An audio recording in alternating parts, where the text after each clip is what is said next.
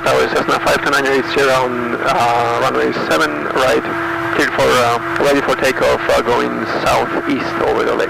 980 Kenosha Tower, runway 7 right, clear for takeoff, right turn out. 7 right turn out, 980. I think it's going, I hit the button. Oh, yeah. Okay. Alright, off we go. We've got a slight crosswind. Yep, we need to zero that out again. This leg, not going to be perfect, but I just started it. It's good enough. This is more of a pilotage type leg, just looking out the window and using our chart. Alright, so windsock says we have a little bit of a crosswind. It's kind of light and variable out there, but feel it out on the go.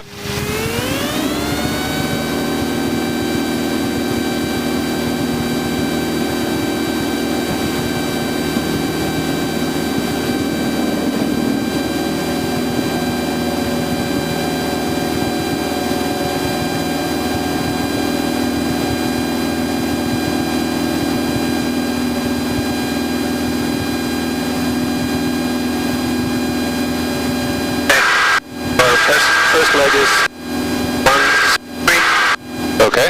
Like I said, that's out going over the water probably a little further than we really will, but we'll feel it out.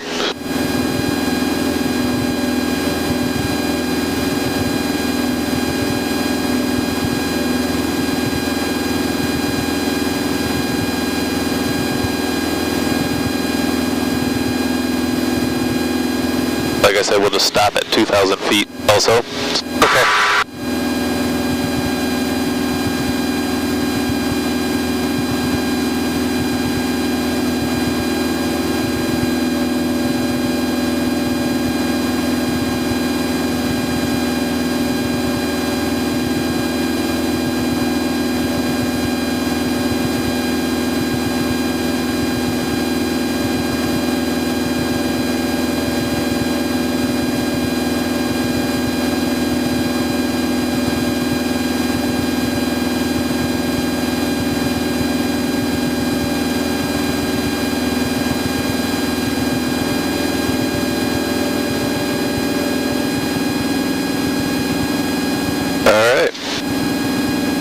The short distance between Kenosha and Waukegan, as soon as we kind of get level and ahead of the airplane a little bit, we'll just request a frequency change early from Kenosha so that we can get in touch with Waukegan before we reach their class Delta.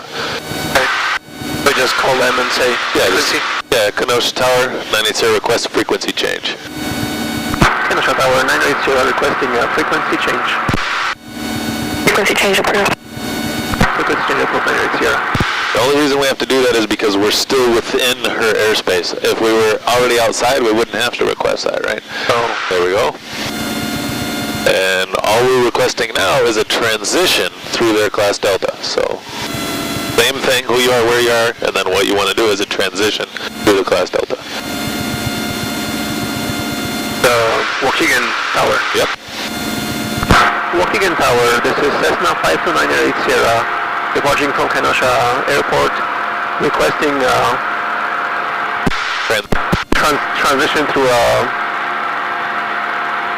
class Delta, Waukegan. There you go. 980 Waukegan Tower, transition is approved. Altimeter 2972, report clear to the south. And it's cleared through transition. Okay, and then the last thing he said was report clear to the south. So when we get outside of his airspace on the south side, we'll just tell him we're clear of the airspace. Okay. Okay, now go down to 2,000. Now fly the airplane, right? Yeah. So we'll get level here, we'll get set up and do our cruise checklist. Don't forget your power setting is what you planned for, so probably a lot higher than a lot higher than what we got. Go down. So don't forget to trim, that'll help us, right? So we'll aviate, then we'll navigate. Since we already communicated, we're done there.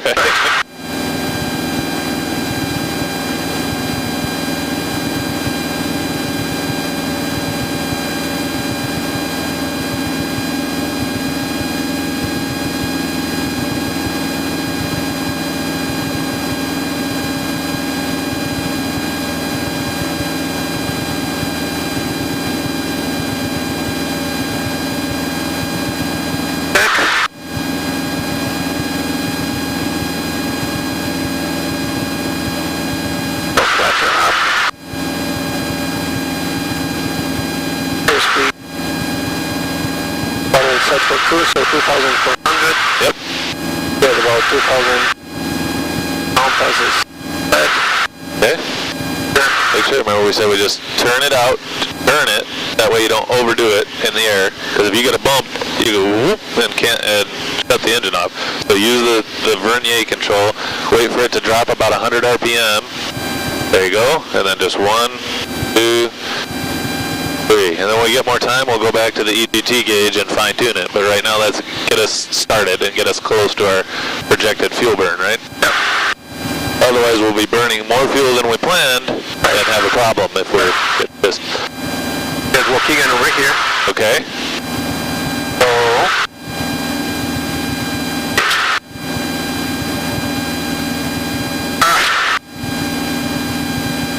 Okay, so we should have them on the right side. Okay. And I checked it. Would be there in about 5.4 minutes. Okay. Factoring in our climb a little bit, right? That's pretty good. Yeah. I'm still climbing. Go down a little bit. And that is why we're not going to go to 3,500 when on the one side of the airport. Here. Too bad it's a scuzzy day. When it's a clear day, the airliners are just coming right over the top of you at 4,000. But we'll be able to see the city.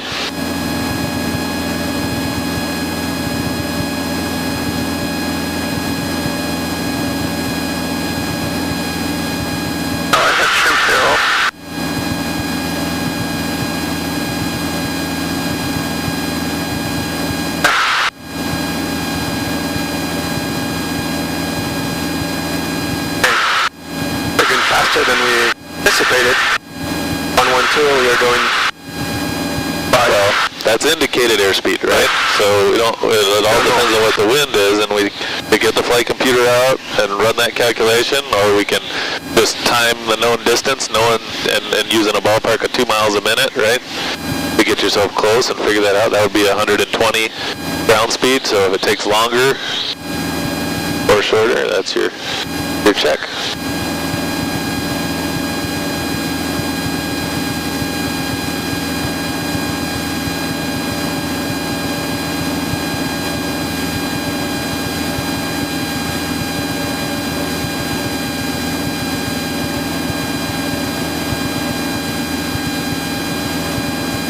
So it's 7.3, 7.5 actually, right? 730. Yep. 7.5. Yeah, however you want to write it, and factoring in our 2 minutes for 1,000 foot of climb, that's dead on, right? So don't forget to reset it. So 1 click to reset, 1 click to start. There you go. My next one, 12 miles, and it should be the harbor on the right side. Which harbor? The second one. I don't know if it's harbor. It's just like a little bit in the shoreline. Okay.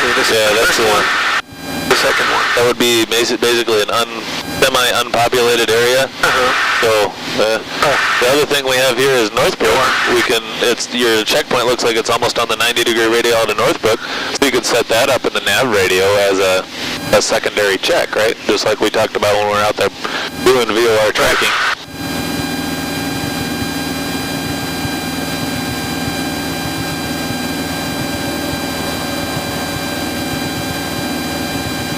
They were burning all that off yesterday or the day before. There's a big smoke cloud out here.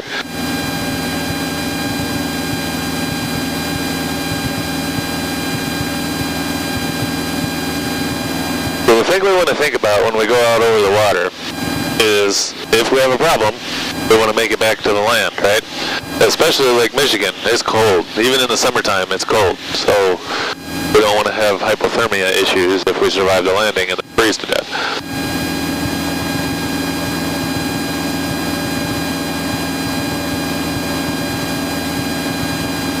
Did we talk to Chicago already? Well, when we clear Waukegan's airspace, right? So if you can figure out when you think we might be clear. Probably going over the shoreline, basically. Okay. Well, we got. Oh, I'm sorry. They're here. That's Kenosha, right? Oh. Yeah, over the shoreline. Waukegan Tower, Okay. Cessna Well, 523 right here it says we had some stacks. runway 5 for Take a look out for your windows. That look like runway stack. 5, make this traffic. So that gives us a Runway 5, pretty good clue of where we are. But yeah, just a smidge further and we're outside of their airspace, or at least close enough. I'll just say, clearing out. Leaving your airspace. Leaving your airspace. Or clear of class Delta, however you know, that's another way to look at it.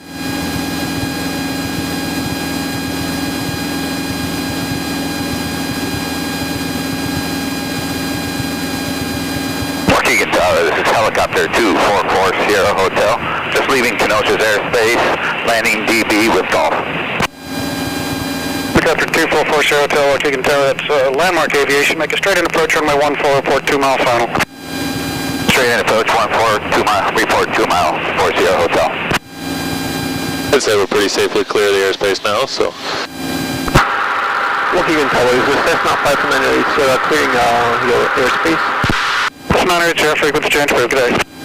Frequency change approved. Have a good day. 980 Sierra. Okay. So we already have Chicago approach set up, right? So which radio is that? Number 2. Yep. We're talking in... Yep, we haven't used that radio yet, so don't forget, check the volume, right? There we go. Alright, so you are where you are, what you want to do. Chicago approach, Cessna 52980 Sierra, just south of Waukegan, looking for flight following, southbound along the lakeshore. Chicago approach, this is Cessna 52980 Sierra, alright, south of Waukegan Airport, requesting flight following, going south shoreline. And is it November 5798 Sierra? It's 52980 Sierra. There you go. 5298 Sierra, squawk 5157 and ident. 5157 ident. And 529, November 5298 Sierra, Sierra type aircraft. Ident. Yep. And then he said, say your type aircraft. This is Cessna 172. Okay. At the same time, keep track of where you're flying, right? We are 15, so you're pretty... Like I said, with the shoreline, you just kind of go there, right? 5298 Sierra, your radar contact, 10 miles south from the Waukegan Airport, say your altitude, your altimeter 2972. So he asked you to say your Yep. So you're flying 2,000 feet, 5298 Sierra. There you go. 5298 Sierra, roger, and how far south are you going to go? We're going to fly to Gary Airport, 98 Sierra. 5298 Sierra, roger, thanks. Okay. This is probably about as far out as we want to get. Okay.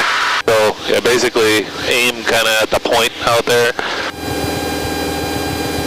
Because right now, you know, we only have about 1,000 feet, and that's probably our, just near our glide limit there.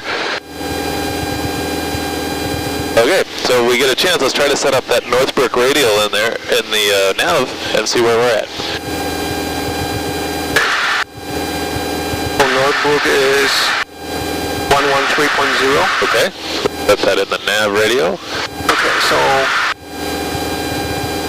Remember COM and nav, so right. Set 113.0 in there.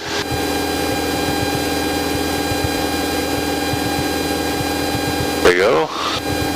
Alright, and then we can dial up, just center the needle and we can see exactly where we are. And when we're doing crossing radials, do it as from, because that's what's displayed on your chart, is in from, right? So just move it till the needle centers and you know exactly where you are.